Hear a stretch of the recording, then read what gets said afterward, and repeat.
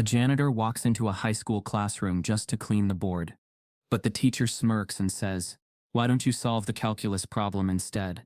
The whole class bursts into laughter, phones recording, waiting to humiliate him. But what happens when the joke turns into a revelation so powerful? The entire school is left silent, and one career is destroyed forever. Before we deep dive into this interesting story, subscribe to our channel, and tell us where are you watching from. Share in the comments below. The hum of fluorescent lights filled the air, as Lincoln Heights High School's advanced calculus class dragged toward the end of a long Tuesday afternoon. It was the kind of classroom where everything felt polished and untouchable.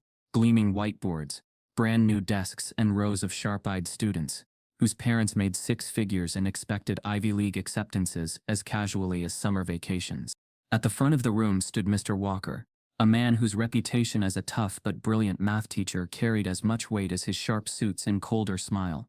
He prided himself on discipline, on authority, on commanding respect the way generals commanded soldiers. And yet, beneath his polished exterior, his sharp tongue often revealed a different side: sarcasm that cut, jokes that excluded, and a smugness that only the privileged seemed to laugh along with. That day, though, his class wasn't paying attention. Their minds were elsewhere, restless as the clock's minute hand crawled. Phones buzzed under desks, whispers drifted across rows. Mr. Walker had just written a long and deliberately complicated equation on the board, one designed to intimidate as much as it was meant to teach. "You see this?" he said, tapping the chalk with a flick. "Half of you won't understand it until you're out of this school. Maybe never." His words dripped with condescension, and the laughter that followed was nervous. The classroom door creaked then, and in walked Samuel Briggs, the school janitor. He carried his mop bucket with quiet routine, pushing it toward the far corner of the room. Samuel was a fixture in the school, moving silently through hallways most students barely noticed, except when they needed something. His uniform dark blue coveralls with his name stitched over the pocket made him nearly invisible in a place where students wore designer sneakers and talked about college tours. Mr. Walker's eyes flicked toward him. A thought formed, an idea half joke, half cruelty, wrapped in the kind of smug smile that had defined his career. "Well, well," Walker said loudly, making sure every student heard. "Perfect timing, Mr. Briggs. Why don't you give us a hand?" Samuel froze, looking up from his bucket.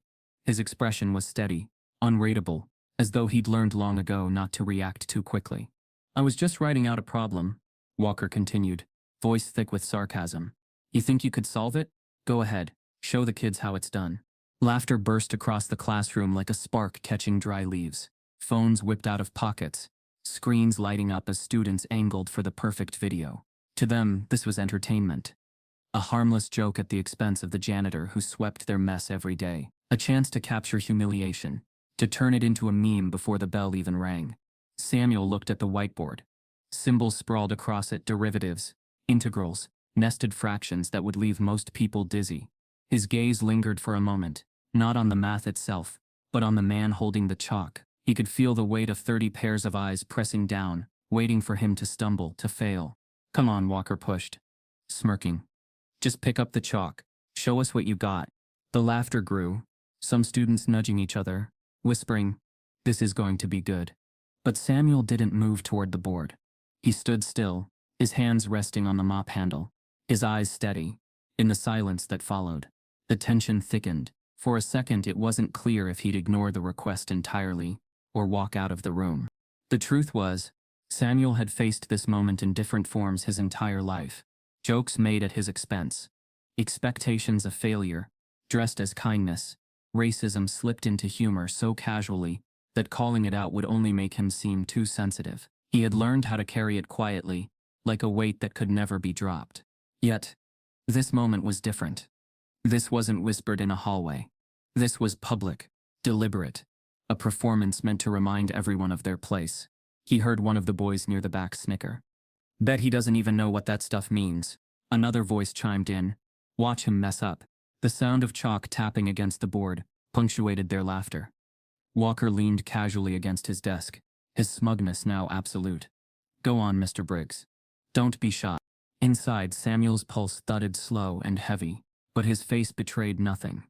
His eyes scanned the rows of faces, the smirks, the hidden cameras recording every breath. He recognized the cruelty in their amusement. The way it wasn't really about math at all. It was about putting him beneath them, cementing the invisible lines between who was seen as capable and who was not.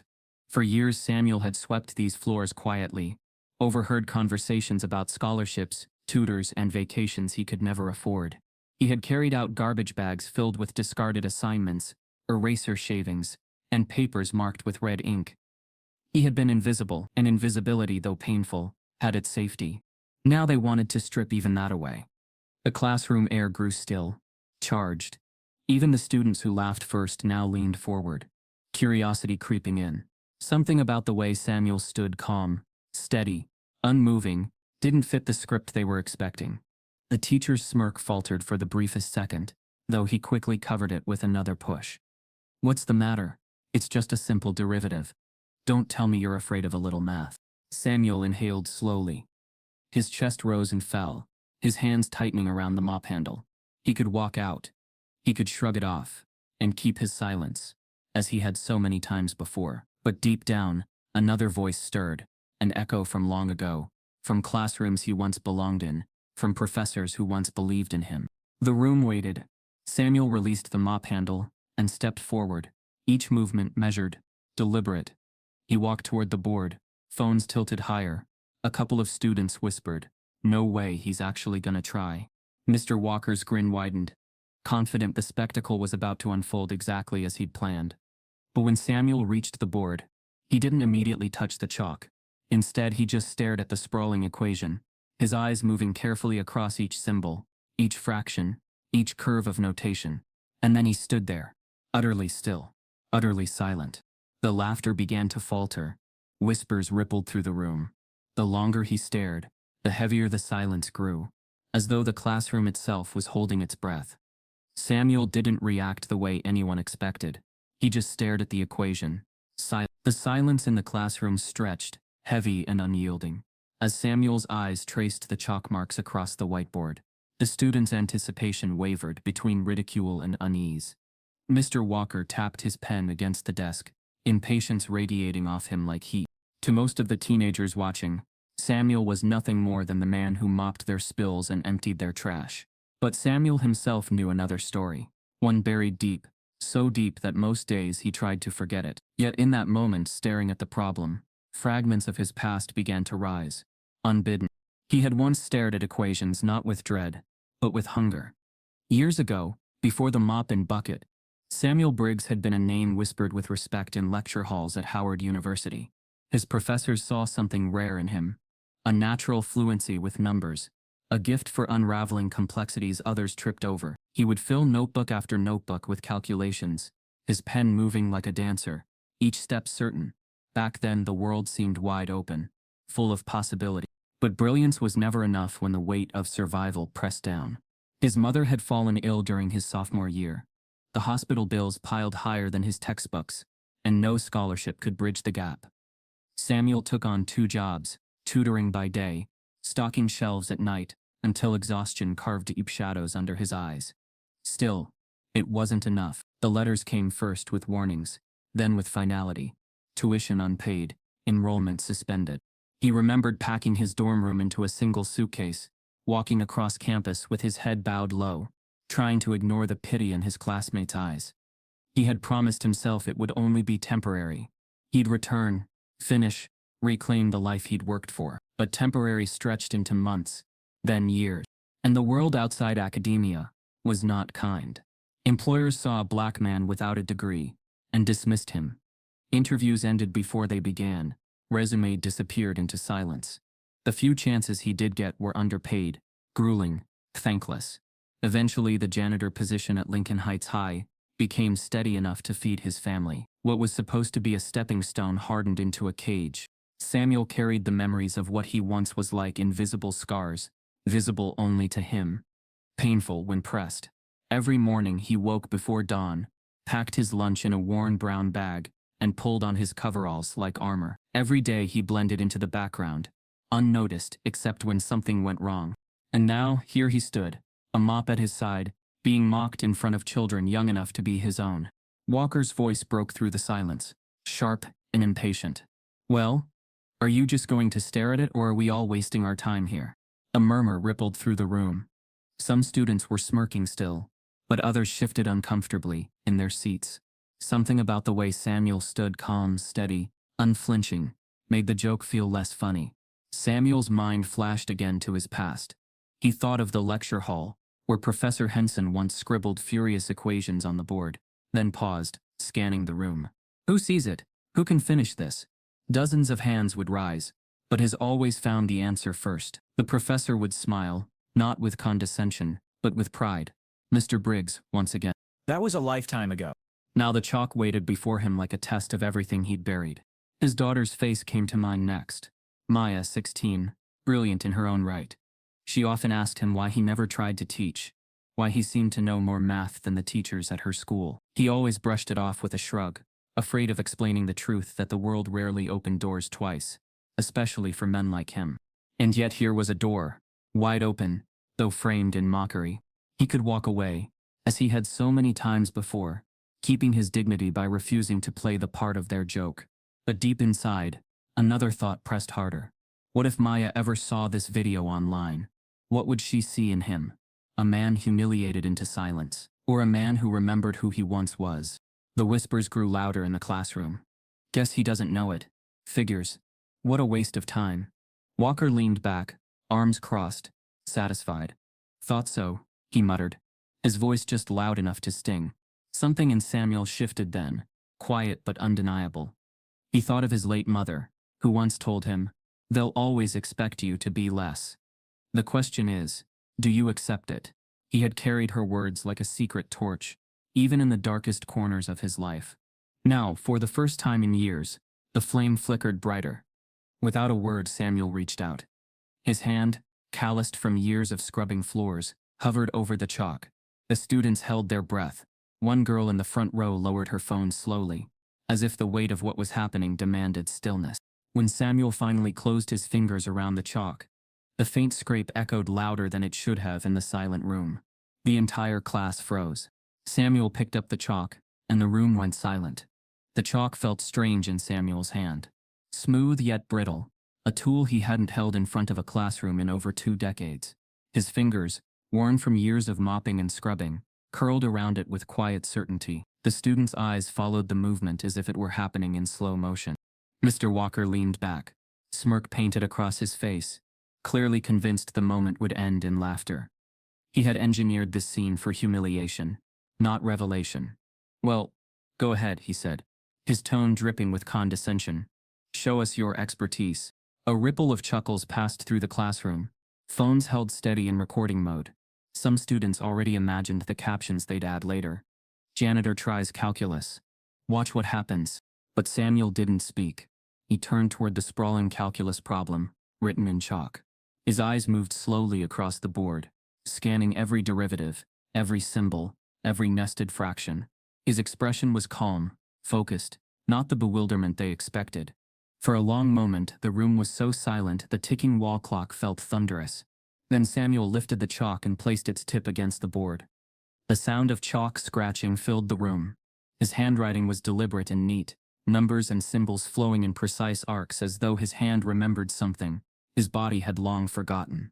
At first, the students giggled nervously. "He's really doing it," one whispered. But then their laughter faded, as they realized he wasn't just scribbling nonsense. Step by step, Samuel began unraveling the problem with practiced precision. He didn't skip. He didn't hesitate. Each line flowed into the next, building a structure of logic they could all follow. The silence deepened. One student, a boy in the back row, lowered his phone slightly, whispering, "Wait, he's actually right." Another leaned forward, eyes widening. "No way." Mr. Walker's smirk wavered. He shifted in his chair, tapping his pen harder against the desk. "Anyone can start a problem," he muttered under his breath. But there was no conviction in his voice. Samuel continued, his movements steady, his breathing calm. For him, this wasn't about showing off. It was muscle memory, a rhythm he had once lived in daily. The equations were less about numbers and more about truth, order, and possibility. The more he wrote, the more the room transformed. Students who had slouched in boredom now leaned forward, captivated. The ones recording stopped giggling. Their phones wavered as they realized they weren't documenting a joke. They were witnessing something profound. Samuel reached the midpoint of the problem, paused, and then moved into the solution with the confidence of someone who had done this countless times before. His chalk moved like a conductor's baton, leading an invisible orchestra. The logical leaps that tripped up most students seemed effortless to him. And then there it was. The final line, the correct solution, written clean and undeniable on the board. For a moment, the room held its breath. Then, like a spark igniting dry grass, whispers spread. He solved it. That's the right answer. No way. That's impossible. The silence shattered into a stunned murmur. Some students broke into applause, clapping hesitantly at first, then louder. Others sat frozen, trying to process what they had just seen. Mr. Walker's smirk had completely dissolved. His face flushed red, jaw clenched tight. He stood abruptly, adjusting his tie, his voice sharp. That doesn't prove anything. Anyone can memorize an equation. But his words fell flat. The students weren't buying it. They had seen every step, every calculation. This wasn't memorization. It was mastery. A girl in the front row spoke up, her voice clear. But you just said last week this problem was too advanced for us. None of us could solve it. All eyes turned to Mr. Walker. His authority, once unshakable, faltered under the weight of 30 teenagers staring back at him. His hands fidgeted with the papers on his desk, searching for an escape. Meanwhile, Samuel stepped back from the board, setting the chalk gently on the tray. He didn't bask in the attention, didn't smile or gloat. His face remained calm, his eyes lowered, as if solving the problem wasn't an act of defiance but simply breathing. The irony was suffocating. The man everyone dismissed as invisible had just outshone the one who prided himself on brilliance. Applause spread wider, a few students even cheering. But beneath the admiration, another current began to take shape. Resentment. Not from the kids, but from Mr. Walker. His authority had been challenged. His pride cracked open in front of his entire class, and not by another teacher or student, but by the janitor he had tried to belittle. His voice cut through the clapping, sharp as a blade. That's enough. The students quieted, though their wide-eyed stares remained fixed on Samuel. Phones were still recording, red dots glowing silently in the corners of their screens. Mr. Walker adjusted his suit jacket, his words forced and bitter. Class dismissed early. Take your things and go. The students shuffled out, whispering excitedly, phones buzzing as they shared clips with friends before even reaching the hallway. Samuel stayed behind, quietly picking up his mop again. His expression revealed nothing, but inside, the weight of years pressed against him. Years of invisibility, of being overlooked, of brilliance buried beneath janitorial keys. For one moment, the truth had broken through. But the cost of truth was rarely simple. In the corner, a boy named Ethan, one of the quieter students, tapped rapidly on his phone. He had captured the entire moment from start to finish. The video, shaky, unpolished, raw, was now uploading with a caption. Our janitor just solved what the teacher said was impossible. He hit post. Within seconds, the video was live. A student posts the video online, and it begins spreading faster than anyone realizes. Ethan's thumb pressed post, and within seconds the shaky video left the confines of the classroom. It leapt from his phone to his friends' group chats, then onto feeds where captions multiplied like wildfire. Our janitor just solved what the teacher said was impossible. At first it was just students at Lincoln Heights High who watched in disbelief. The clip, barely 2 minutes long, showed Samuel's steady hand guiding chalk across the board, the audible silence of a stunned classroom, and the eruption of applause. By the time the first bell the next morning rang, hundreds of students had seen it. By lunch, thousands. The hallways buzzed like they never had before. Samuel's name, once invisible, now floated on everyone's lips. Did you see him? That was insane. Man, he wrote it like it was nothing. Even the kids who normally sneered at him while stepping around his mop bucket now stared with something closer to respect, if not awe. Samuel walked through those same hallways. As usual, mop bucket rattling softly, keys jangling at his hip. But this time, heads turned. Whispers followed him. Some students clapped as he passed. Others pointed, grinning wide, their phones outstretched like fans spotting a celebrity. It was disorienting. He had never been seen this way before. Not here. Not in this place that had made a career of forgetting him. By the end of the week, the video had jumped beyond the school walls. Local blogs picked it up first. Janitor outsmarts math teacher in viral clip. Then came the bigger outlets, regional news stations, national education pages, even trending spots on Twitter. The headline twisted depending on the source, sometimes painted as a feel-good underdog story, other times framed as embarrassment for a respected educator. Students approached Samuel during lunch, shifts just to shake his hand. Some begged for selfies. A few even asked if he could tutor them. Maya, his daughter, came home wide-eyed. "Dad, my friends can't stop talking about you. You're everywhere." Samuel smiled softly, but the attention sat uneasily in his chest. He hadn't asked for this stage. He had only wanted to survive the humiliation of a cruel joke. Now he was the center of a storm. Not everyone celebrated.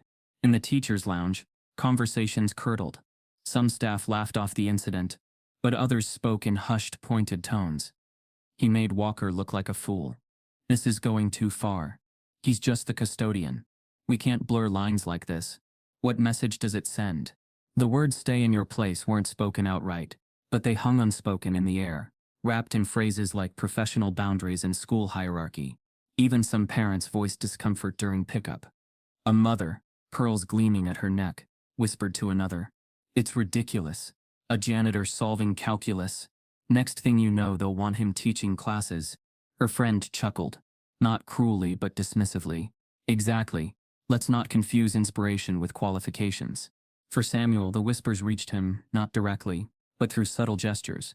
A principal who once greeted him warmly, now avoided his eyes. A teacher who had been friendly suddenly went quiet when he entered the lounge. The applause was loud, but the backlash was quieter, sharper, more dangerous. Still, in the eyes of the students, he had become a legend. Posters started appearing, hand-drawn caricatures of him holding chalk instead of a mop. Someone even changed the school's Wikipedia page for a few hours, listing him under notable staff. The irony was almost unbearable. For years he had worked unnoticed, and now they celebrated him like a novelty act. That Friday, as Samuel finished cleaning up after lunch, 2 students approached him shyly. One, a boy with thick glasses, said, "Mr. Briggs, can I just thank you? Seeing you up there made me feel like maybe I could belong in math too. People don't expect much from me either." Samuel looked at him, really looked at him, and something in his chest tightened. This was bigger than him now. He nodded quietly. "You already belong," he said. But even as his words reached the boy, Samuel caught sight of Mr. Walker, across the cafeteria. The teacher's face was pale, jaw clenched. His eyes locked on Samuel with something sharper than resentment. It was fear. The weekend arrived, and Samuel's story had already hit morning talk shows. Anchors smiled while playing the clip, calling it the heartwarming moment of the week. Social media framed him as the underdog genius, the man who proved brilliance hides in unexpected places. But in the polished offices of the school administration, the tone was different. Emails flew back and forth, phones buzzed with concerned parents. Words like liability, precedent, professionalism, threaded through the conversations. What had started as a joke now looked like a problem to be contained. On Monday morning, Samuel arrived to find a folded letter slipped into his custodial cart. It wasn't signed, but the words chilled him. "Don't forget what your job is. Don't get comfortable." The handwriting was jagged, rushed, but the message was clear. The applause had turned into warning. That same afternoon, as Samuel pushed his mop down the hall, he overheard 2 administrators outside the office. "We can't let this distract from Walker's class. This is getting out of hand. The board needs to step in." His heart sank. He had known the wave of attention wouldn't last forever, but he hadn't expected the pushback to come so quickly, so openly. By evening, the official announcement came through, an email sent to staff and quietly leaked to students. "The Lincoln Heights School Board has called an emergency meeting to address recent events and clarify professional boundaries within our school system." The words were formal, polished, but their meaning was unmistakable. The school board called an emergency meeting, not to praise Samuel, but to discuss professional boundaries. The emergency school board meeting loomed like a storm cloud. Students buzzed with excitement, assuming it was to honor Samuel, while staff moved in whispers, each conversation clipped, guarded. Samuel himself went about his duties quietly, though every step down those polished hallways felt heavier than the last. On the surface, nothing had changed. He still mopped floors, emptied bins, swept chalk dust into pans, yet the eyes on him were different now. Some glimmered with admiration, others, colder, followed him like a shadow. The first cracks of backlash came from Mr. Walker. He could not accept what had happened. By the next day, he was already spinning the story his way. In the teacher's lounge, he leaned against the counter with forced calm. "He ambushed me," Walker said to a group of colleagues. "Completely inappropriate. The man comes into my class, disrupts my lesson, and suddenly he's a hero? Please." One teacher shifted uncomfortably. "But didn't you ask him to?" Walker cut in quickly, his tone sharp. "I asked him to clean the board. That's his job. What he did after that was out of line. It undermined me in front of my students." He said it loudly, with the careful precision of a man building a narrative. By the end of the day, whispers spread, Samuel hadn't simply solved a problem. He had humiliated a teacher. Rumors twisted further, in the hands of students who disliked seeing the janitor become a hero. He probably already knew that problem. One boy scoffed in the cafeteria. Walker set him up, and he cheated somehow. Another chimed in. Yeah, maybe someone gave him the answer ahead of time. He didn't just figure it out. By the time the video had hit 100,000 views online, the whispers turned into accusations. Comments appeared under the posts. "No way, this guy's just a janitor." "Staged. Looks fake. He must have memorized it." "Clout chase. Don't fall for it." The applause that once lifted Samuel up now mixed with suspicion, pulling him back down. Samuel heard it all without responding. He kept his head down, but inside he felt the familiar sting. This was how it always worked. A black man rises, even slightly, and the world rushes to cut him back down. They couldn't say it outright, so they cloaked it in talk of professionalism, policy, procedure. At home the weight spilled over. His wife Denise sat across from him at their small kitchen table, her hands folded tightly. "You knew this would happen, didn't you?" she asked softly. Samuel hesitated, then nodded. "A tension like this never stays clean. There's always a cost." Her eyes shone with worry. "They'll twist it, Samuel. They'll make you the villain. And then what? This job keeps a roof over our heads." He looked at her, his face etched with quiet exhaustion. "And what am I supposed to do? Pretend I don't know who I am?" She didn't answer, because there was no easy answer. Back at school, Walker's campaign grew bolder. He requested a meeting with the principal, claiming Samuel had violated classroom integrity. Soon after, a memo circulated among staff reminding everyone about professional boundaries and chain of authority. It wasn't addressed to Samuel by name, but the meaning was clear. The racism was coded, buried under formal language, but its sharp edges cut deep. Some students still supported Samuel fiercely. They made posters with slogans like "Brilliance has no uniform" and taped them to lockers. But even their support painted him as a symbol rather than a man, leaving Samuel caught between being idolized and demonized. Neither felt like the truth. The pressure tightened further when a parent confronted him in the hallway. She was impeccably dressed, voice dripping with disdain. "My son came home talking about you," she said, folding her arms. "He thinks you're some kind of genius now. Do you realize how inappropriate it is to confuse children like that?" Samuel held her gaze, calm but firm. "Children saw a math problem solved. That's all." But she shook her head. "No, they saw a janitor pretending to be something he's not." Her words lingered like poison, echoing the exact fear Samuel had carried all along, that no matter what he proved, some people would always try to erase him. By midweek, his supervisor called him into the office. The conversation was stiff, formal. "There are concerns," the man said, shuffling papers without meeting Samuel's eyes. "Some parents feel you overstepped. The board will decide how to proceed." "How to proceed?" Samuel repeated slowly, his voice carrying both disbelief and weariness. The supervisor shifted uncomfortably. "I'm just passing along the message." When Samuel left the office, the hallways felt colder, every shadow longer. He passed by Walker, who smirked triumphantly, as if the balance of power was already restored. That night, Samuel returned to his locker in the custodial wing. He opened it, expecting the usual spare rags and gloves. Instead, a folded paper slipped out, landing softly on the floor. He bent down and picked it up. No name, no signature, just one line scrawled across it in jagged ink. "Stay in your place." The words burned, not because they surprised him, but because they confirmed everything he feared. An anonymous letter appeared in Samuel's locker, with just one line: "Stay in your place." The note in Samuel's locker weighed on him all evening. He didn't tell anyone at first. He folded it once, then again, and slipped it into his pocket. Words like that weren't new to him. He'd heard them whispered, felt them implied, lived them in silence. But reading them in ink, scrawled with deliberate menace, hit differently. When he stepped through the front door of his modest home that night, he was met with the warm smell of chicken simmering on the stove, and the faint hum of Maya's music drifting down from her bedroom. Denise glanced up from the kitchen, eyes tired but soft. "You're late," she said, though without accusation. Samuel kissed her cheek, slipping his jacket onto the hook. He thought about telling her, about showing her the note, but the words stuck like a stone in his throat. She already carried enough worry. Instead, he asked, "How was your day?" Denise gave a half smile. "Better than yours, I'm guessing." They didn't have to say more. The entire town knew about him now. And by extension, his family.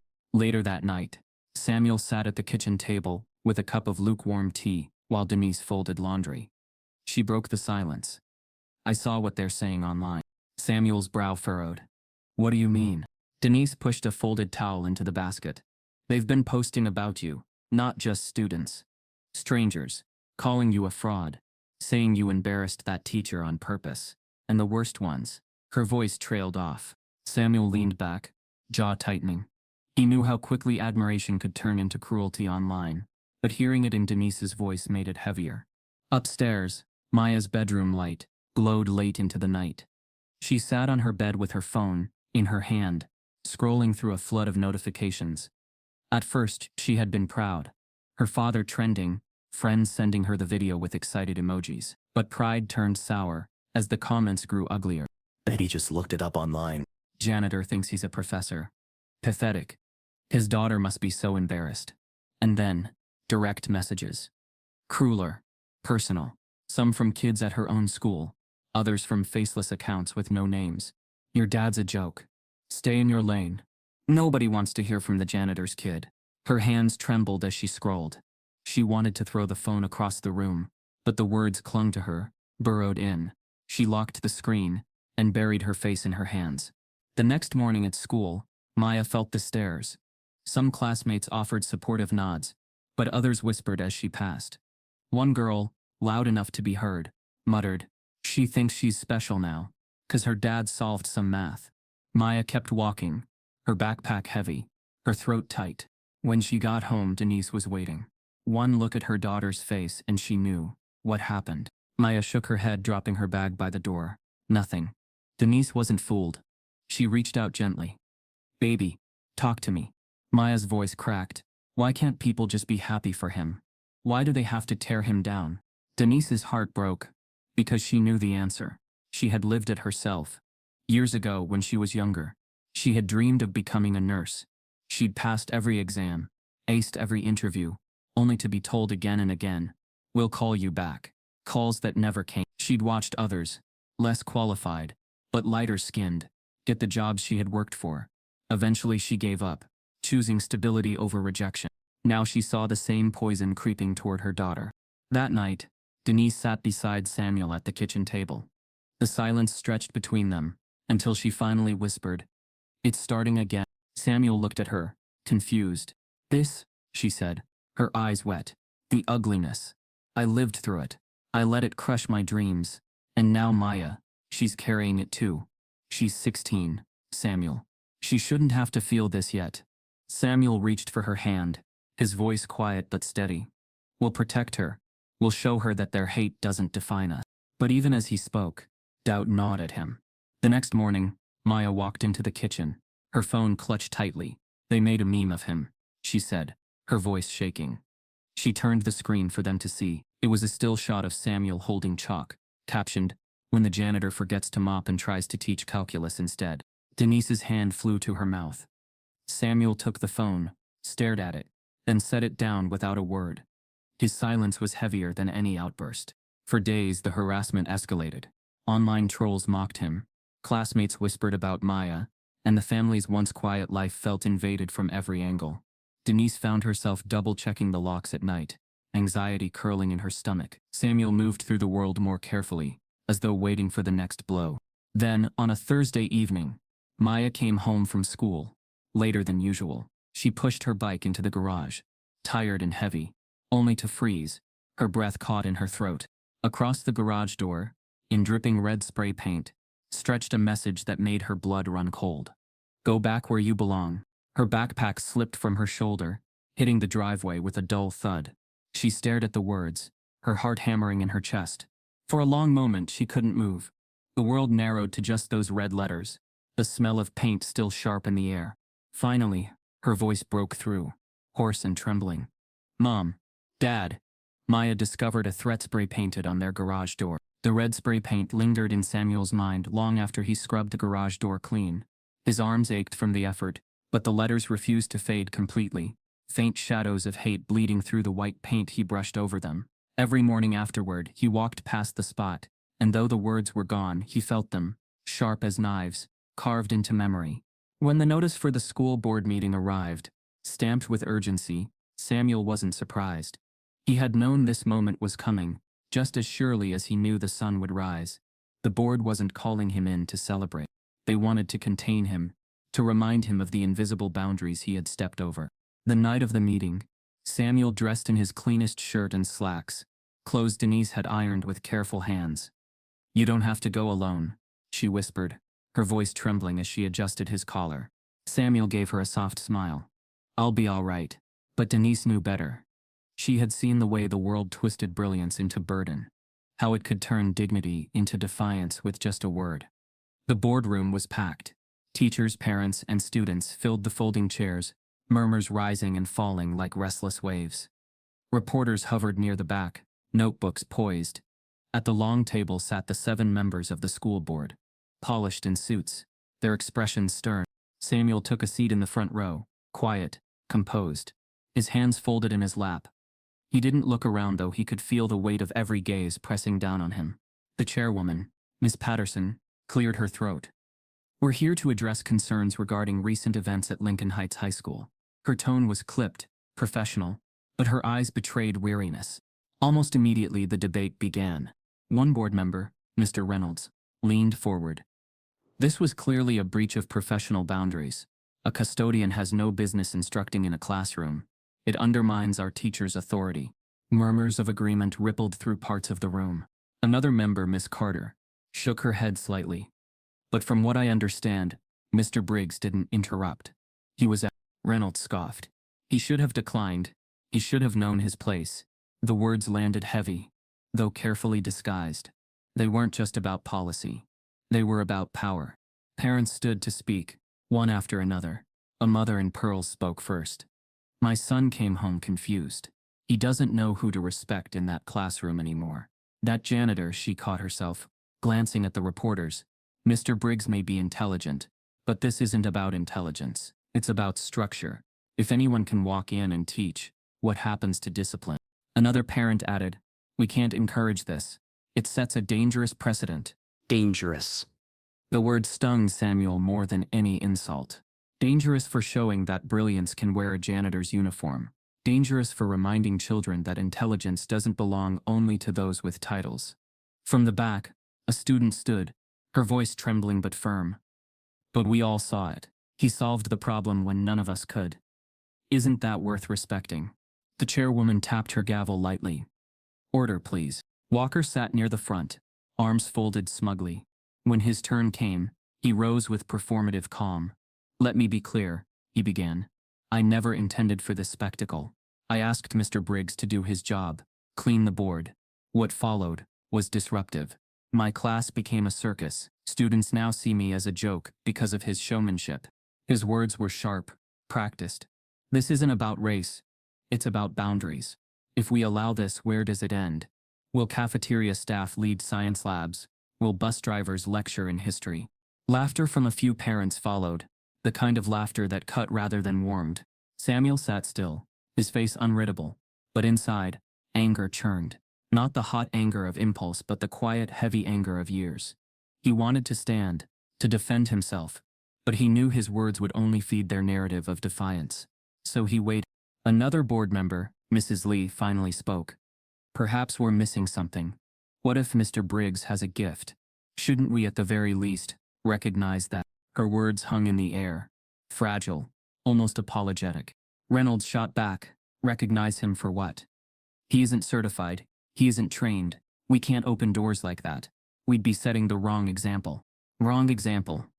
Samuel lowered his eyes. He thought of Maya, of Denise, of all the young faces who had looked at him differently after that day, faces that saw possibility instead of limits. Was that truly the wrong example? The room's tension thickened. Every word spoken carried an undercurrent of something deeper than policy. It wasn't just about boundaries. It was about control, about fear, about keeping brilliance locked in boxes that fit their comfort. Just as the chairwoman prepared to call the vote, a voice rose from the back. Excuse me. All heads turned. An elderly black man stepped forward, his cane tapping softly against the linoleum. His hair was silver, his suit worn but dignified.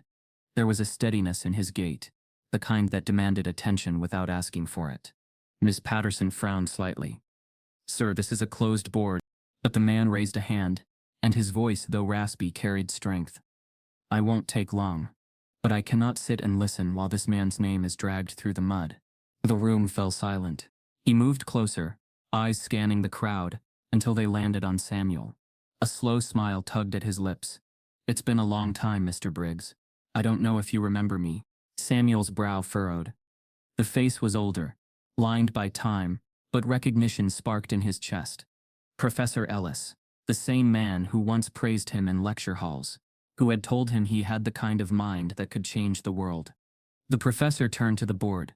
"You speak of boundaries, of discipline, of order. But what I see is a man who solved a problem your own teacher couldn't solve. A man whose talent you're too blind to honor because you're stuck staring at the uniform he wears." Gasps rippled through the audience. Walker's jaw clenched, his composure cracking. "This is irrelevant," he snapped. Ellis's eyes narrowed. "Irrelevant? I taught this man.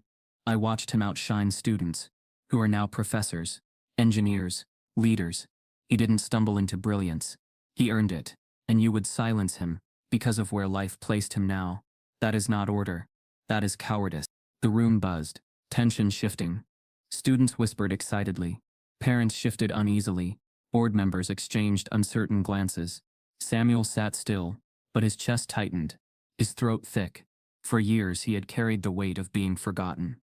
And now, here was a voice from his past, cutting through the noise, reminding the world of who he once was. A surprise ally stepped forward, an elderly retired black professor who recognized Samuel. The boardroom was already tense when Professor Ellis spoke, but his words cut through the air like a blade. His presence, aged yet commanding, shifted the room's balance. For a brief moment, Samuel felt the weight of the crowd shift off his shoulders, and onto someone who carried authority no one could dismiss. Walker bristled, trying to reclaim control. "With all due respect, Professor Ellis, this isn't about the past.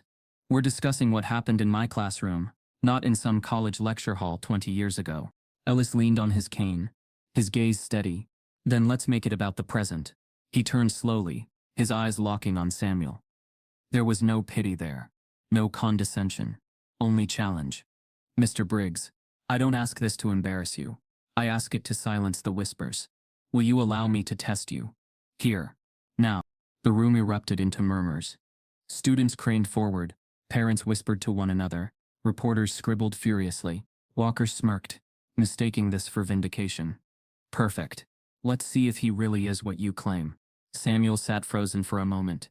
His heart pounded, his palms damp.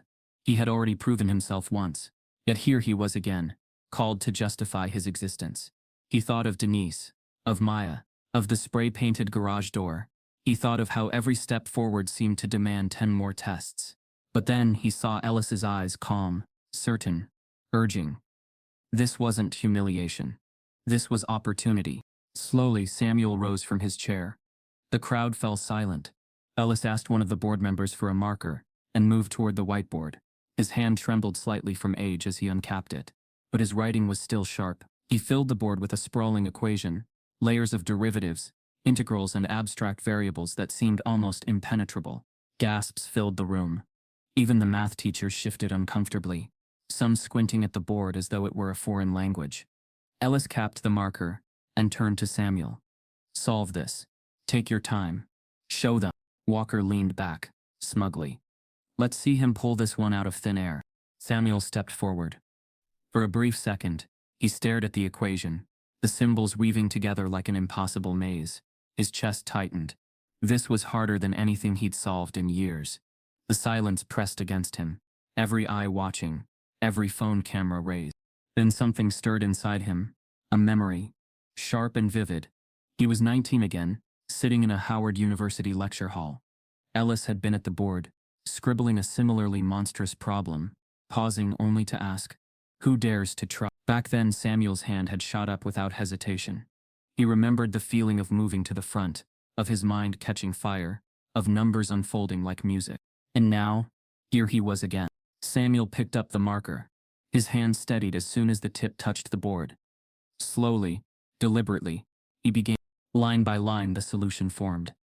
His movements were calm, measured, his breathing even. What seemed like chaos to everyone else made sense to him, each step leading naturally into the next. He paused occasionally, scanning his own work, then continued with quiet confidence. The crowd was spellbound. Parents who had come to criticize now leaned forward. Stunned, students watched with wide eyes, whispering, "He's really doing it," under their breath. Even the board members shifted, their skepticism faltering. Walker's smirk cracked. He fidgeted with his tie, eyes darting nervously between the board and the faces around him. This wasn't the spectacle he wanted. This was transformation. Finally, after what felt like an eternity, Samuel wrote the last line, underlining the final answer with a steady hand. The silence was absolute. Then, like a wave crashing, the room erupted, applause, gasps, even cheers from the students. Reporters' pens scratched furiously across notebooks. A few parents clapped reluctantly, as though dragged along by the current. Ellis smiled, pride shining through his lined face. "As I said, not luck, not a trick, brilliance." Samuel lowered the marker, stepping back quietly. He didn't bask in the attention. His face remained composed, almost solemn. He had wanted to prove himself, yes, but more than that, he wanted Maya to see that truth could not be erased. Walker stood abruptly, his voice trembling with desperation. "This proves nothing." He had time to prepare. He must have studied this exact problem somewhere before. Ellis turned sharply, his voice like thunder. "Don't embarrass yourself further, Mr. Walker. That equation came from my own archives. No one in this room save myself has ever seen it before." A murmur rippled through the crowd. Walker's face flushed crimson. His authority, once ironclad, was crumbling in front of everyone. For a moment it felt like victory. Samuel, the janitor who had been mocked, dismissed and erased, now stood tall, his brilliance undeniable, his past vindicated. But then came the twist. The chairwoman cleared her throat, tapping her gavel sharply. The noise subsided. Her face was stern, unreadable. "Mr. Briggs," she said, her voice cool, "your demonstration is impressive. However, this meeting is not about showcasing skill. It's about maintaining professional order." The applause faltered. Reynolds leaned forward, seizing the moment. "We cannot allow staff to blur roles. Regardless of ability, Mr. Briggs is not a teacher. What happened undermined classroom authority. We must set an example." Miss Carter interjected. "But surely you can't punish him for proving." Reynolds cut her off. "This is not about punishment. It's about boundaries." Samuel's stomach dropped. He knew what was coming. The chairwoman raised her hand. "The board has voted. Effective immediately, Mr. Briggs is suspended from his custodial duties pending further review." Gasps filled the room. Denise, sitting near the back, pressed a hand to her mouth. Maya's eyes filled with tears. Students whispered furiously, some even shouting protests, but the gavel slammed again. Walker's smirk returned, faint but triumphant. Ellis shook his head slowly. Disappointment etched deep in his features. "You've seen a man prove himself twice over, and still you choose blindness." Samuel stood quietly, his hands at his sides, his dignity intact even as the walls of injustice closed in again. He had just given them the unthinkable answer. Yet still, they erased him. The school board still refused to honor him, voting to suspend him, instead. The sound of the gavel still echoed in Samuel's ears as he walked out of the boardroom. Suspension. Not recognition. Not thanks. Suspension. The words settled like lead in his chest. Students called after him, some reaching to touch his arm, others shouting in anger at the decision. But Samuel kept walking, his steps steady, his face unreadable. Outside the school the next morning, a small group of students had gathered. They held hastily made posters scrawled with bold words, "Justice for Briggs, Brilliance has no uniform, and respect the genius. Their voices rose in chants that rattled the windows of the school building. Maya stood among them, her eyes fierce, holding a sign she had made the night before. Samuel hadn't wanted her there. He feared for her safety. But she had insisted. If you won't fight for yourself, she told him, then I'll fight for you. Reporters soon joined, cameras flashing as the students marched in circles outside the front entrance. Clips aired that evening on local news. High school students rally for suspended janitor. Anchors smiled politely, calling it a spirited display. But the undertone was clear. Samuel was being cast as either a hero or a troublemaker, depending on who was speaking. Inside the community, the divide deepened. At the diner downtown, conversations grew heated. That man embarrassed a good teacher, one parent declared over his coffee. He brought this on himself. Rules exist for a reason. But from the next booth, a younger couple argued back. Rules or prejudice? If he'd been anyone else, anyone with the right title, you'd be calling him a genius. The tension spilled everywhere, into grocery store aisles, church parking lots, even barbershops. Some praised Samuel as proof that brilliance hides everywhere, while others muttered that he was causing trouble, stirring division, stepping out of line. The school itself became a battleground. Students organized sit-ins, refusing to attend class until Samuel was reinstated.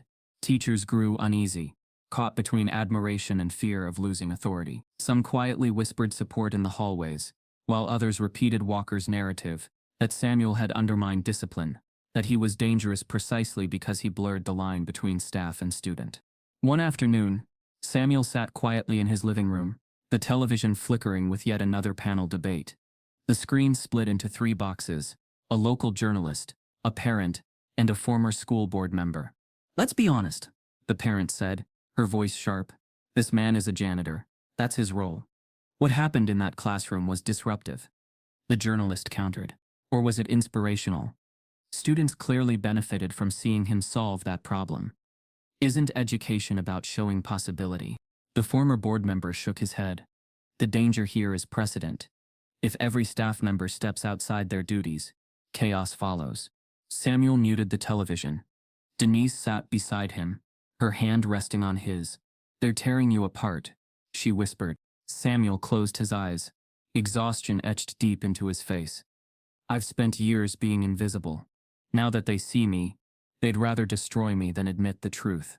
For Maya, the divide was even sharper. At school, she found herself cornered in hallways by students who sneered. Your dad thinks he's better than everyone. One boy spat. Another girl whispered loudly, maybe if he worked harder he wouldn't just be a janitor. But just as quickly others defended her. Friends walked her to class, standing at her side during lunch. They can't silence him, one girl said firmly. And they won't silence you. The community's division wasn't just loud, it was dangerous. Late one evening, as Samuel took the trash to the curb, he noticed a car idling slowly at the end of the street. Its headlights lingered a little too long. When he turned toward it, the car sped off into the night. Denise insisted on locking every door twice. The spray-painted garage door might have been scrubbed, but its ghost remained, fueling her fear. Yet through the darkness came moments of light. Students mailed Samuel letters, handwritten notes folded into envelopes. One read, "You make me believe I can be more than what people expect of me." Another said, "Thank you for showing me not to hide my brilliance." Samuel read them late at night, his hands trembling, his eyes burning with both pride and sorrow. But the louder voices still tried to drown him. The whispers grew into calls for his termination. Parents signing petitions demanding he never return to school property. Walker fed the fire with carefully worded statements to reporters, claiming he had been deeply disrespected and that discipline must be restored. And then, just as the weight of it all threatened to crush Samuel completely, an envelope appeared in his mailbox. It was cream-colored, heavy stock, embossed with a seal he hadn't seen in years. He turned it over slowly, his breath catching when he read the name, Howard University. Inside was a letter, neatly typed, "Mr. Briggs, we've followed recent events with great interest. Your talent, once recognized within our halls, deserves recognition again. We would be honored to invite you to campus as a guest lecturer. Your story, and your mind, belong not in the shadows but in the light." Samuel read the words twice, 3 times, his hands trembling. Denise covered her mouth in shock. Maya leaned forward, her eyes wide with hope. For the first time in weeks, Samuel's lips curved into something resembling a smile. Samuel received a mysterious invitation from a prestigious university. The envelope sat on the kitchen table all night, heavy as stone, its seal broken but its meaning still unbelievable. Samuel had read the letter over and over, each time the words striking deeper. Guest lecturer, your story belongs not in the shadows, but in the light. Denise had cried quietly when she read it, pride mingling with fear. Maya had practically glowed, clutching the paper like a trophy. Samuel himself had said little, just staring at the embossed letterhead of Howard University, the very place he once dreamed of finishing his degree. Days later, the invitation became real. Professor Ellis had made calls, arranged details, and now Samuel stood at the edge of a wide lecture hall at a nearby university.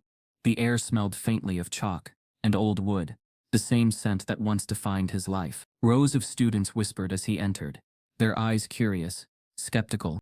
Samuel adjusted the collar of his shirt, his palms damp. For decades he had walked hallways unseen, cleaning after others. Now, for the first time in years, he stood at the front, not as a janitor but as the one holding the chalk. Professor Ellis introduced him warmly. Students, today you have the privilege of learning from someone whose talent speaks louder than any title. Please welcome Mr. Samuel Briggs. The applause was polite at first, cautious. Samuel stepped forward slowly, his heart pounding.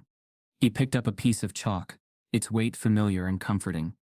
He turned to the board, wrote his name, Samuel Briggs, in clean strokes, and for a moment, the world seemed to steady. Numbers, he began, his voice calm but strong. Don't care who you are. They don't care about your title, your skin, or your paycheck. They only care if you respect them. And if you do, they will open doors you didn't think possible. The room stilled. He moved into the lecture, starting with a complex problem, breaking it down step by step. His method was not showmanship, it was clarity. He spoke as though guiding the students through a labyrinth, pointing out landmarks so no one would get lost. His hands moved with confidence, the chalk flowing across the board in graceful arcs. At first, students scribbled notes cautiously, unsure of what to expect. But as the minutes passed, they leaned in, their pens racing, their eyes lighting with recognition. Samuel's words carried not just equations, but truth. That brilliance was not confined to resumes. That potential did not die with lost opportunities. One girl in the front row raised her hand. Why aren't you teaching already? She asked, genuine curiosity in her voice. Samuel paused, his throat tightening. He smiled faintly. Because life has a way of detouring us. But detours don't erase the destination. A hush fell over the room. When the lecture ended, Samuel put the chalk down and stepped back. For a heartbeat, silence held. Then the students rose, applause swelling into a standing ovation. Their cheers echoed through the lecture hall, filling the air with something Samuel hadn't felt in years. Validation. Ellis clapped the loudest, pride shining in his eyes. You see, he said, his voice booming. A teacher doesn't always wear a title. Sometimes, a teacher wears humility. And that is the rarest kind of teacher of all. For a brief shining moment, Samuel felt seen, not as a janitor, not as a mistake, but as the man he had once dreamed of being. But even in triumph, he knew the storm wasn't over. Back home, the whispers were louder, the resentment sharper, and trouble was brewing, even as he stood basking in applause. While Samuel lectured, back at Lincoln Heights High, the custodial wing was quiet. His locker, a dented metal box tucked against the far wall, had long been his only personal space at the school, a place where he kept spare gloves, old photos, and a worn notebook filled with scribbled equations he'd never shown anyone. That night, when he returned from the university, tired but uplifted, he was met by his supervisor at the door. The man's face was pale, his voice hesitant. Samuel, there's something you need to see. Together they walked down the dim hall to the custodial wing. The air smelled of bleach and silence, the way it always did. But as they turned the corner, Samuel froze. His locker was destroyed. The metal door hung twisted, the lock broken clean off. His belongings lay scattered across the floor, gloves ripped, papers torn, the notebook shredded into pieces. And across the jagged surface of the locker, in thick black spray paint, were two words that stopped his breath cold. Nargenia. The slur meant as both insult and mockery, burned into his eyes. The contradiction of the words, The venom of hatred paired with reluctant acknowledgement cut deeper than any silence ever had. Denise's voice broke when she arrived later, her hands trembling as she pressed them to her mouth. Maya stood in the doorway, tears streaming down her face, whispering, "Why would they do this? Why?" Samuel didn't answer. He couldn't. His chest felt heavy, his throat raw. He had just stood in a lecture hall, to the sound of applause, and now here, he stood in front of vandalism that reduced his brilliance to a slur. The message was clear: no matter how high he climbed, there would always be hands reaching to drag him back down. While Samuel taught, vandals destroyed his locker at school, leaving behind a racial slur. The spray-painted slur still lingered in the custodial wing, even after Samuel's supervisor had ordered it scrubbed clean. The paint was gone, but the echo of the words remained, seared into memory. Students whispered about it, parents debated it, reporters hinted at it, but no one claimed responsibility. For Samuel, the vandalism was a reminder of how quickly admiration could sour into hate. For Mr. Walker, however, it was a gift. In the days following Samuel's suspension, Walker felt the ground shifting beneath him. His authority, once absolute in the classroom, was eroding. Students rolled their eyes at his lectures. Parents whispered about his conduct, and the viral video still trended online, showing Samuel's brilliance side by side with Walker's smirk. He couldn't shake the humiliation. It burned at him, gnawed at his pride, keeping him awake at night. Each replay of the video was another dagger, another reminder that his carefully curated image of respect had cracked wide open. So, he fought back the only way he knew how, through control. Behind closed doors, Walker lobbied the school board relentlessly. He scheduled meetings with board members, framing himself as the victim. "This isn't about me," he insisted, though his eyes betrayed desperation. "It's about order. If a custodian can walk in and embarrass a teacher, what message does that send? Our authority will collapse." Some nodded along, wary of public unrest. Others shifted uncomfortably, but Walker pressed harder, weaving his humiliation into a tale of institutional threat. He knew policy language well enough to disguise his fear.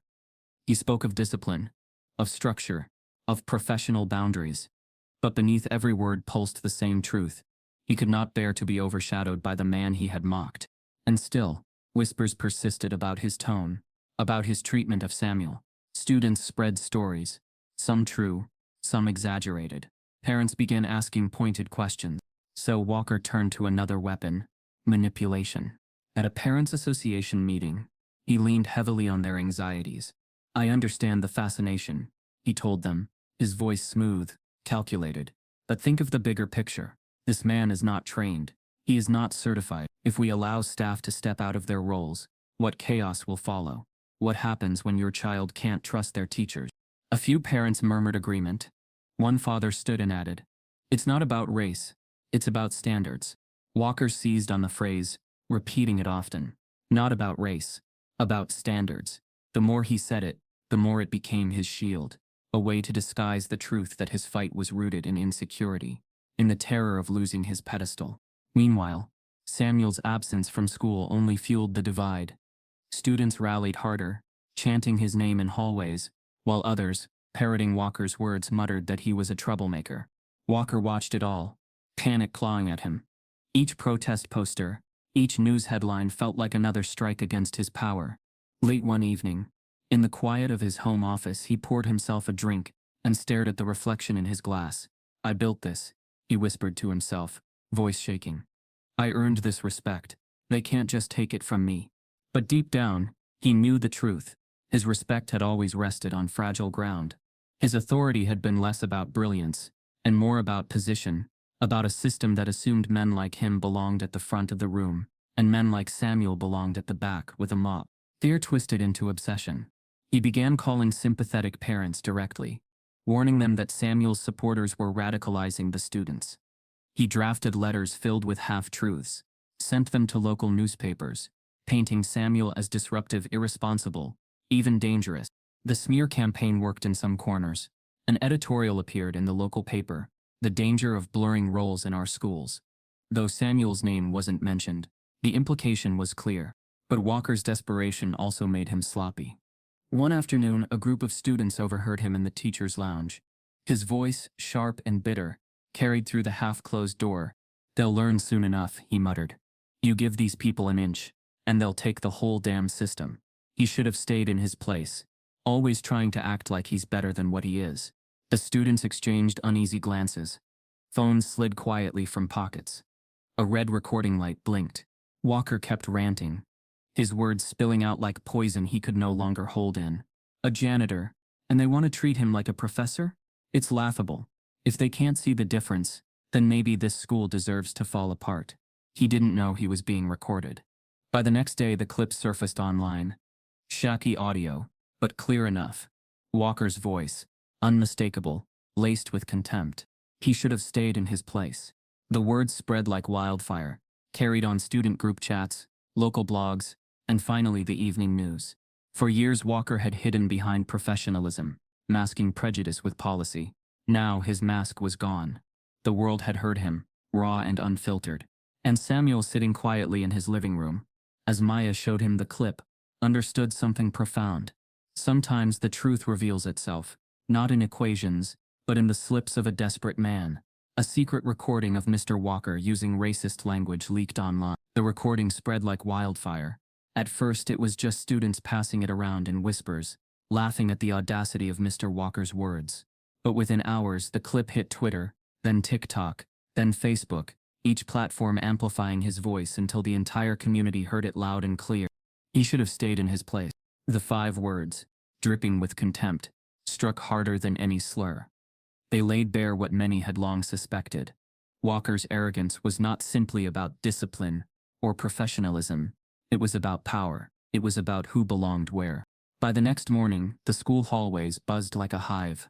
Students who once laughed at Samuel's expense now turned their laughter on Walker. "Did you hear him?" one boy said, shaking his head. "Man's finished." Posters that once defended Samuel now doubled as attacks on Walker. "No more racism in our classrooms. Walker out." Maya walked into school with her friends, and for the first time in weeks, she felt the current shifting. Strangers who had sneered at her father now whispered apologies. One girl pressed her shoulder gently and said, "He doesn't deserve this hate. None of you do." But for Samuel, the viral storm was complicated. He sat at his kitchen table, staring at his phone as notifications poured in. The world was finally seeing Walker for who he was. But somehow, it still didn't feel like victory. "People are cheering," Denise said softly, reading through comments on her own screen. "Finally, he's exposed. Fire him. Justice for Briggs." Samuel shook his head. Exposure doesn't heal what's already broken. It just shows the cracks to everyone else. Meanwhile, Walker scrambled. He issued a statement within hours of the leak. "The clip circulating online has been taken out of context. My words were never about race. They were about maintaining professional standards." But no one believed him. Reporters swarmed his front lawn, cameras flashing as he stormed out of his house. "You've twisted my words," he barked. But the microphone swallowed him whole. Parents withdrew their support in droves. One who had once defended him on air now appeared on the evening news, frowning. "I trusted Mr. Walker. But after hearing that, I can't stand by him anymore." The school board, caught in the crossfire, scrambled for control. Emails between members leaked, showing frantic exchanges. "We must contain this before it escalates further. Public image is at stake. We cannot appear divided." Inside classrooms, students openly mocked Walker. One boy raised his hand mid-lesson and asked, "Shouldn't you be worried about staying in your place?" Laughter erupted, the kind of cruel, merciless laughter Walker once wielded himself. For the first time in his career, Walker felt powerless. But the scandal did not resolve into simple justice. The board called another emergency meeting, this time under the glare of local and national media. Reporters crowded outside, cameras pointed at the doors, live streams running. Inside, the atmosphere was electric, with anticipation. Samuel sat quietly in the front row, Denise and Maya beside him. His presence was different this time. No chalk, no performance, just a man waiting to see how the system would bend, or break.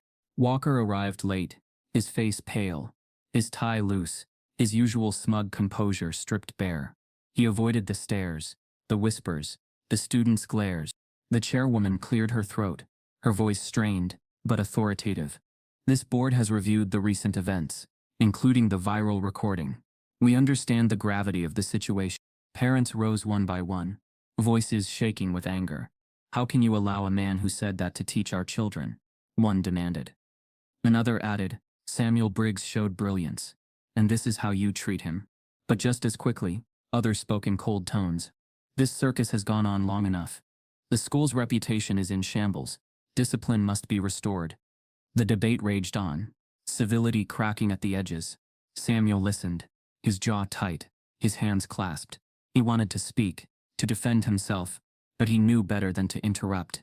He had learned long ago that sometimes silence was its own kind of strength. Finally, the chairwoman raised her gavel. This board has reached a decision.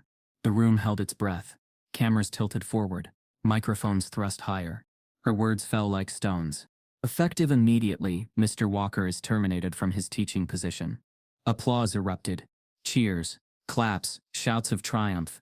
Walker's face crumpled, his lips parting as though to protest, but the sound was drowned out by the wave of celebration. But then the chairwoman raised her hand again. Additionally, the applause faltered, fading into silence. Mr. Briggs, while your intelligence is not in question, your actions have created disruption and blurred professional boundaries. Effective immediately, your custodial employment with Lincoln Heights High School is also terminated. The room gasped. Denise clutched Samuel's hand. Maya cried out, "What?"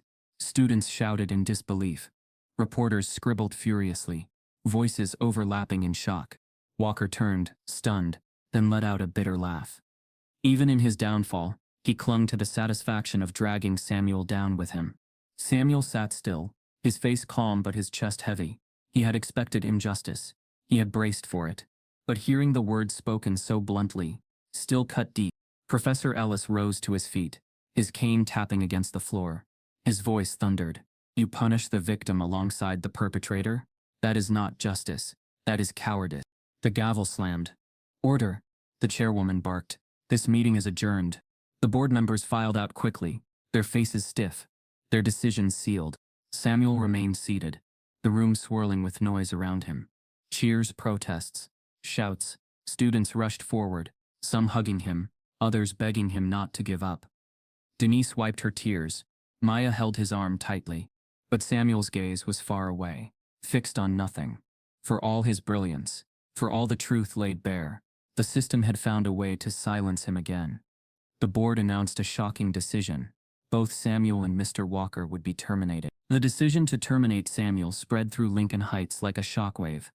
By dawn the next morning, the news was on every station, headlines stark and merciless. Viral janitor and teacher both fired after school board scandal. Some called it a compromise. Others called it cowardice. To Samuel, it was a familiar wound.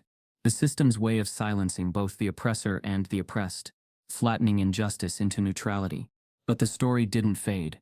If anything, the outrage grew louder. Students marched outside the school for 3 straight days. Signs covered the gates. Justice for Briggs. Brilliance has no uniform. We want real teachers, not racist ones. Parents packed auditoriums. Reporters camped outside the board office. Microphones raised. Under mounting pressure, the board called one final public meeting to clarify their decision. Samuel was invited not as an employee but as a subject of debate. Denise begged him not to go. They've already made up their minds, she whispered, her hand gripping his sleeve. Why stand before them again just to be humiliated? Samuel's voice was calm but resolute. Because this isn't about me anymore. If I stay silent, the message they send is final. If I speak, maybe, just maybe, the students will hear something worth carrying. When he walked into the packed auditorium that night, the air vibrated with tension. Hundreds filled the seats. Students, parents, alumni, reporters. The board sat stiff at their long table, faces weary, their authority fraying at the edges. Walker was nowhere to be seen. His career was already ash. But Samuel, the man they had tried to erase, walked forward with quiet dignity and took a seat near the front. The chairwoman opened the meeting with the usual rehearsed tone. We are here to reaffirm our commitment to professional standards and to address the public concern following recent events. Her words fell flat against the crowd's simmering energy. Murmurs rose, frustration building. When the floor opened for public comment, a student stood first. Maya's friend Elena, voice shaking but strong, said, "We lost a teacher we never had. Mr. Briggs showed us something that mattered more than test scores. He showed us possibility." Applause erupted. The gavel struck. Order. A parent followed, her tone cold. With all due respect, this man is not a teacher. He is not certified. To blur those lines is dangerous. We can respect his intelligence without dismantling structure. Boos rumbled from the students in the back. Finally, the chairwoman turned to Samuel. Mr. Briggs, you may address the board. Briefly, he stood slowly, smoothing the wrinkles from his shirt.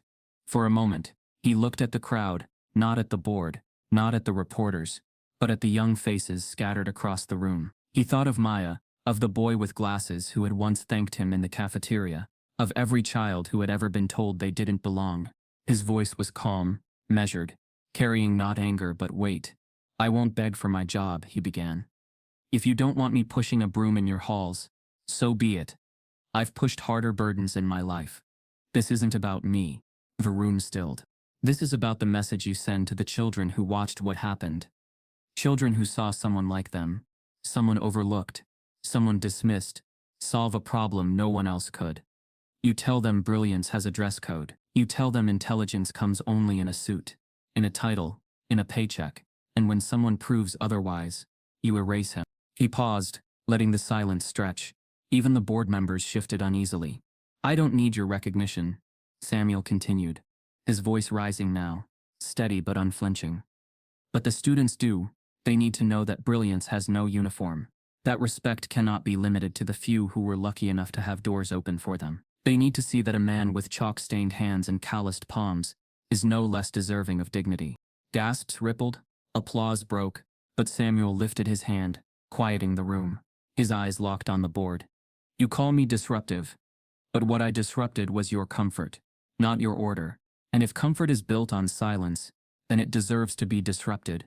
The words hung heavy, echoing across the auditorium. For the first time, the board members looked less like judges and more like men and women cornered by truth. Even his critics, parents who had whispered disdain, teachers who had smirked at his mop, sat stunned. Samuel had not raised his voice. He had not begged. He had spoken with the dignity of someone who had nothing left to lose, but everything left to prove. Professor Ellis, seated near the back, nodded slowly, pride shining in his eyes. The chairwoman's face was pale, her gavel frozen in her hand. Thank you, Mr. Briggs. Your time is... The double doors at the back of the auditorium swung open with a creak. Heads turned. A group of men and women filed in, older, distinguished, carrying folders under their arms. They walked with purpose down the aisle, their shoes echoing against the floor. The crowd parted instinctively, whispers rising.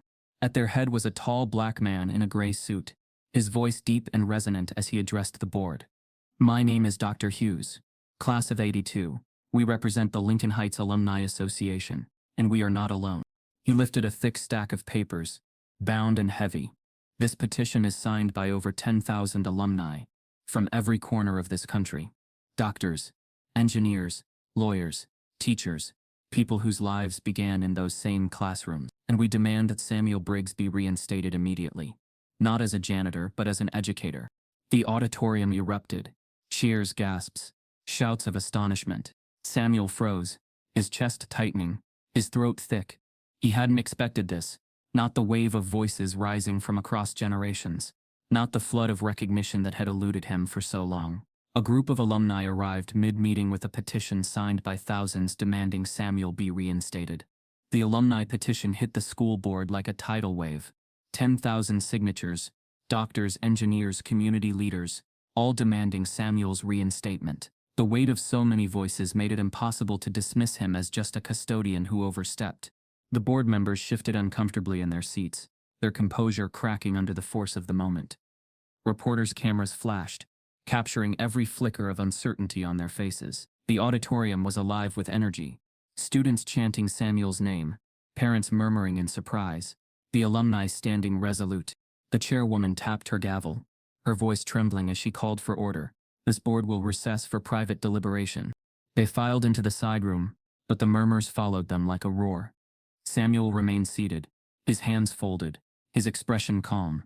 Denise gripped his arm tightly, whispering, "This is it, Samuel. They can't ignore this anymore." Maya leaned forward, her eyes wide with hope. "They have to listen, Dad. They just have to." But Samuel knew better than to celebrate too early. He had lived long enough to understand that power rarely surrendered without a fight. Inside the boardroom, voices clashed. "This is outrageous," Mr. Reynolds barked. "We cannot let mob pressure dictate school policy." Mrs. Lee countered, her voice sharp. "Mob pressure? These are alumni, our own graduates, people who built lives on the education we provided, and they're telling us we're wrong." The chairwoman rubbed her temples. "If we dig in, we risk losing all credibility. The media is already circling. The district superintendent is watching. We need resolution." For nearly an hour the debate raged. Fear wrestled with principle. Pride battled truth. Finally the gavel struck once more, and the board returned to the auditorium. The crowd fell silent, the air thick with anticipation. The chairwoman's voice shook, but she forced authority into her tone. "After careful consideration, the board has reached a revised decision, effective immediately. Mr. Samuel Briggs will be reinstated to Lincoln Heights High School." The room erupted. Cheers, applause, students leaping to their feet. Maya grabbed her father's arm, tears spilling freely.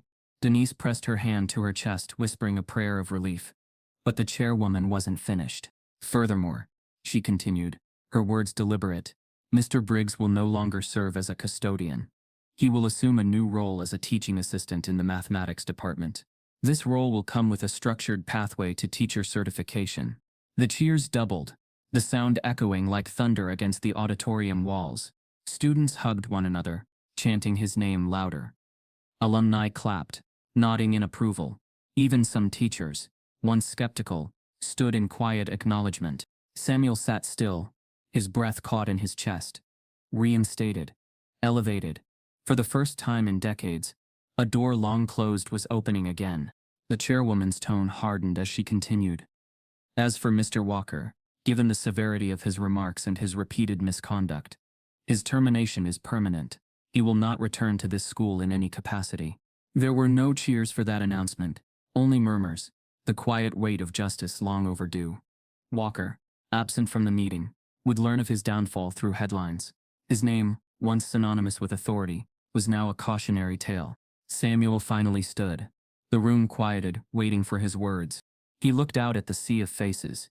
Students, parents, alumni, strangers, who had become allies. His voice was low, but steady. "I didn't ask for this fight. I never wanted to stand at the center of it. But you made me remember something I had forgotten, that silence only serves the ones who benefit from it. If my story has shown you anything, let it be this: brilliance belongs to everyone. Respect belongs to everyone.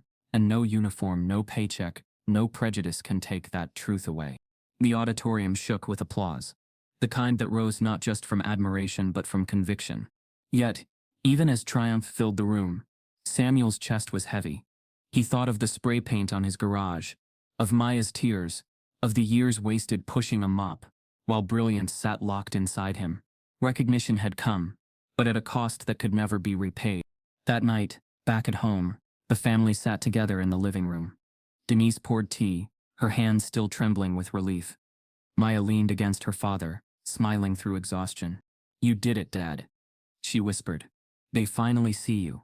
Samuel smiled faintly, though his eyes were distant. "They see me now. But it's not enough that they see me. They have to see every student who walks through those halls, no matter their name, their skin, or their shoes." The phone rang then, cutting through the quiet. Denise answered, her voice cautious. A formal voice on the other end asked for Samuel. He took the receiver, his brow furrowed. "Mr. Briggs?" the voice said. "This is Dr. Patel, Dean of Mathematics at Howard University. We've been following your story closely. On behalf of our faculty, I'd like to extend an offer, not just to guest lecture, but to join us formally in a fellowship program designed to fast-track certification and eventually a professorship."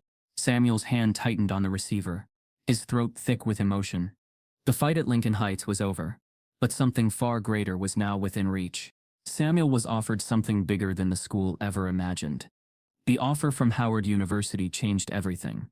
For days, Samuel wrestled with it.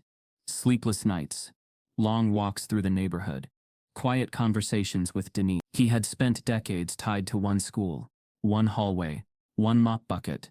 The thought of leaving felt like leaving a piece of himself behind. But Denise's voice was steady.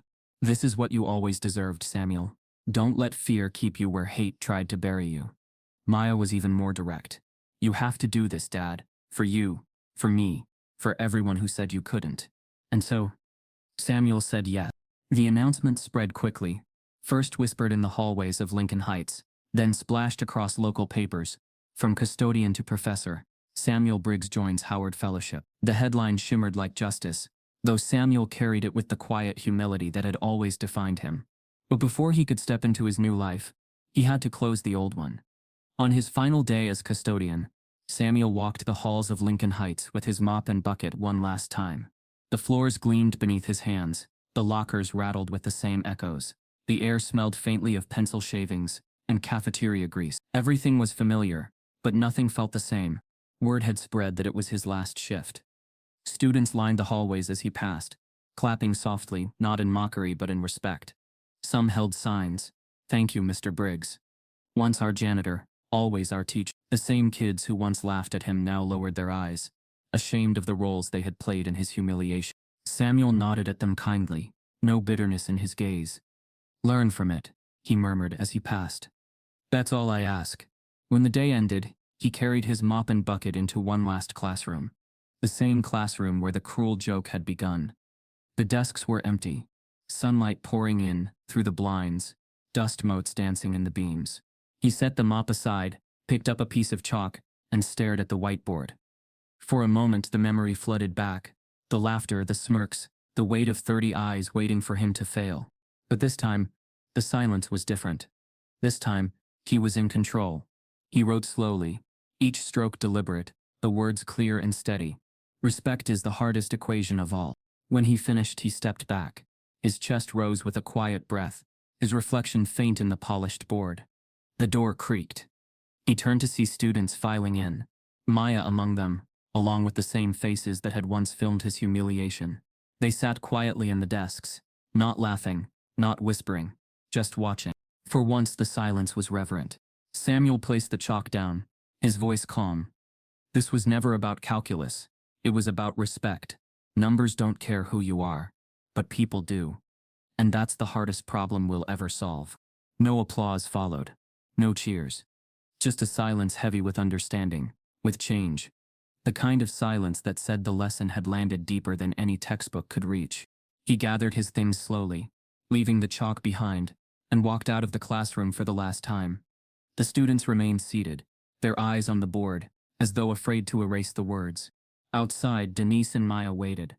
Samuel smiled faintly, his eyes tired but alight. He had carried the weight of invisibility for so long, and now, at last, he was stepping into the light. But even as the Briggs family walked away, hand in hand, the question lingered. The board had folded under pressure, but the scars of their prejudice remained. The slur on his locker, the whispers in the halls, the laughter that began it all. Those wounds could not be erased by a new job title. Change had begun, but was it enough? The camera lingered on the chalkboard, the words etched in stark white against the dark surface.